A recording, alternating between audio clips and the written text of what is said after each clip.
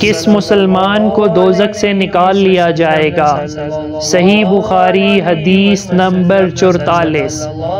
آپ صلی اللہ علیہ وآلہ وسلم نے فرمایا، جس شخص نے لا الہ الا اللہ کہہ لیا اور اس کے دل میں جو برابر بھی ایمان ہے تو وہ ایک نہ ایک دن دوزخ سے ضرور نکلے گا، اور دوزخ سے وہ شخص بھی ضرور نکلے گا جس نے کلمہ پڑھا اور اس کے دل میں گیہوں کے دانہ برابر خیر ہے، اور دوزخ سے وہ بھی نکلے گا جس نے کلمہ پڑھا اور اس کے دل میں ایک ذرہ برابر بھی خیر ہے۔